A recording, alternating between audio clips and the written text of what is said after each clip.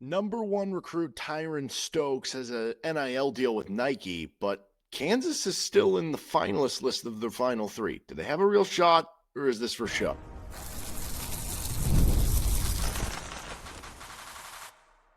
You are Locked On Jayhawks, your daily podcast on the Kansas Jayhawks. Part of the Locked On Podcast Network, your team every day.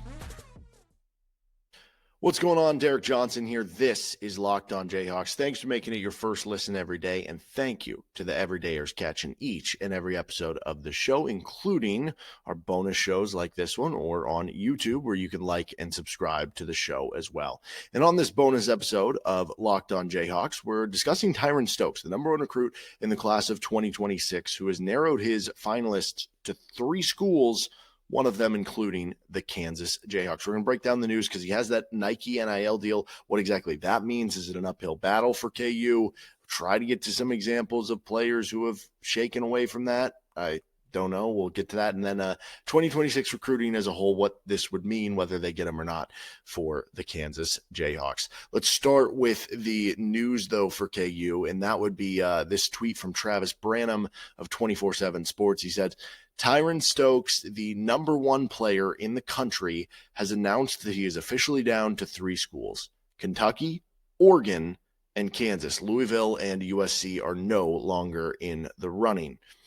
And so the importance of that, obviously from a standpoint of if you're looking at Nike versus Adidas, because obviously Nike is a big part of this with them signing Tyran Stokes to an NIL deal. Well, Kansas is an Adidas school. The other two in both, Kentucky and Oregon are Nike schools. Oregon is the Nike school in a certain way. And well, they are, but you know what I mean. Then you think about, okay, Louisville being an Adidas school getting the cut, but Kansas did not. Now, it kind of becomes an interesting thing when you're having this conversation of, okay, is this that Kansas has a real shot here? I mean, Kansas seems to be, trying everything in their power.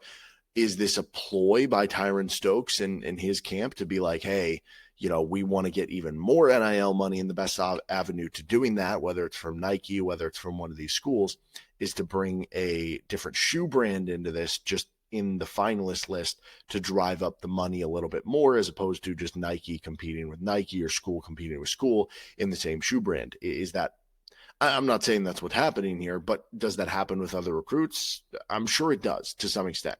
Might or might not happen. I do tend to think this is one that Kansas might actually have a real shot in. And that's kind of weird to say, but I still do say, even though it feels like I think this is really Tyran Stokes saying that I think Kansas, like that's how I'm viewing it. I am viewing it actually in that lens of being more optimistic, that I think Tyran Stokes is saying, yeah, Kansas is one of my 3 favorite schools that I'm being recruited by. And that's how I'm viewing it. At the same point in time, because of that Nike NIL deal, I still do feel like it's very much an uphill battle, and I almost would be a little bit surprised still if he does pick Kansas. I know those are kind of 2 separate, conflicting thoughts, but that's kind of how I feel about this. And I want to talk about why. We'll try to get into some exceptions to the rule, so to speak. I couldn't find a long list, but we'll do that on the other side. This is Locked On Jayhawks. Today's episode of LOJ is brought to you by GameTime. Maybe you'll be looking to GameTime to try to get tickets to see Tyran Stokes soon, but college football is certainly ongoing right now. College basketball is back. I don't know how you couldn't be more exciting, whether it's the pregame leading up to it, the game itself, the postgame. Hopefully you're enjoying the win. But let's be real. Actually getting tickets can feel like more of a battle than the game itself. Endless queues, hidden fees, price jumps at checkouts. That's why I use GameTime. It's the app that gives the advantage back to the fans. Easiest way to score last minute tickets at the best prices with no surprise fees. What you see is what you pay. Plus with GameTime, if you're going on a road trip, you're going to an arena or a stadium that you've never been to, we're about to be in bowl season, maybe you're going to a bowl game that you've never been to before, you can see the images of the seat views on the GameTime app. So you know what you're getting into. You're not just going to be surprised. So take the guesswork out of buying college football, college basketball, whatever tickets you're looking for with GameTime. Download the GameTime app, create an account, and use code LOCKEDONCollege for $20 off your first purchase. Terms apply. Again, promo code LOCKEDONCollege, LOCKEDONCOLLEGE for $20 off. Swipe, tap, ticket, go. Download GameTime today. Thanks for joining us on this bonus episode of the show. Again, Tyran Stokes down to 3 schools, Kansas, the one non-Nike school. And that's where things get complicated here. Tyran Stokes has an NIL deal with Nike. Do you think Nike wants to steer Tyran Stokes to an actual Nike school to play? You bet. Now, there is actually some exceptions to the rule, and one of them is actually one of the best players in college football. Jeremiah Smith, the stud receiver for Ohio State. Ohio State is a Nike school. Jeremiah Smith signed an NIL deal with Adidas. So that would be a great example to be like, okay, and during the games, he has to wear Nike gear, right? He has the Nike jersey, he has the Nike shoes. But when he's outside of the games, he can wear as much Adidas gear as you want. He can, post on social media. He can, do a commercial for Adidas if he wants to. But during the game, that's not the case. So it is a weird, uncomfortable situation, but it's not one that is totally different. Now, I will say, this might be important to note. Jeremiah Smith signed that Adidas NIL deal this past summer. I forget if it was June or July. I don't know. Maybe that doesn't matter. The fact that he is on an Adidas NIL deal while playing for a Nike school, maybe that's enough to be like, okay, see, there's an example. It's Tyran Stokes. But if we're looking at this from a perspective of, hey, from a recruitment standpoint, like you're still being recruited. So Nike is in your ear. You already have an NIL deal with them. You already have a relationship. You already have somebody you're talking to there.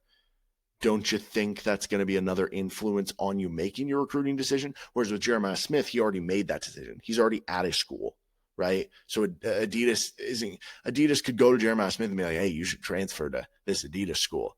He's going to be like, dude, I just won a national championship and I'm going to be like a top 5 pick in the NFL draft when I'm eventually eligible in a couple of years. I'm not leaving Ohio State. That's a much different conversation. So I don't know that is the best one. I did have somebody email me, which I don't know how this person got my email. So please don't just be randomly emailing me. But Caleb Holt is one of the top 10 recruits in the class as well. And apparently he has an Adidas NIL deal.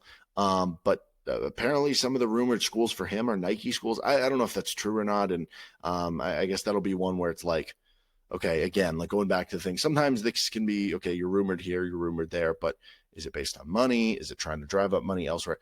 I'm not saying, maybe he ends up at a Nike school, maybe he ends up at an Adidas school. If he does with an Adidas NIL deal end up at a Nike school, then great. That'll be another example that we can kind of point to. Although it feels like Stokes is going to commit before him. So maybe, I don't know, that example won't end up mattering. And maybe today's day and age is just too different to be able to pull examples, right? Because NIL is not a thing that's been around for too long. So like in the same way that it's only a matter of time before, NIL came around, or there was only a matter of time before rev share came around, or it's only a matter of time before, this or that happens. Maybe to that same standpoint, maybe to that same, idea, it's only a matter of time before somebody has an NIL deal with a shoe brand and goes to a different school that they're just like, I don't care, right? Eventually, you would think it's going to happen. Is Tyran Stokes the one to buck the trend? Maybe he is, right? And that'll kind of be the hope that KU can play on. It does become a little bit, you would think, more difficult for KU from a money standpoint because you can't use the Adidas money to kind of back them in the same way that, maybe with Darren Peterson, you have Adidas is paying some of it, KU is probably paying some of it, right? So that just complicates things, but maybe you can work around that in a way to be like, hey, Adidas, can you do us a favor? Can you help pay for this other player like Taylen Kinney, for instance?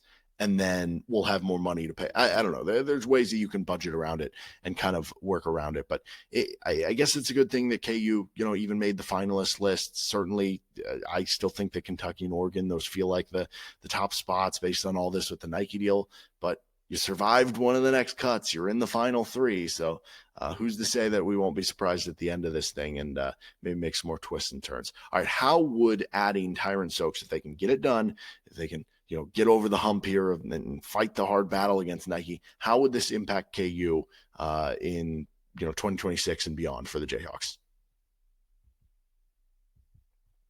Today's episode of Locked On Jayhawks is brought to you by FanDuel Sportsbook.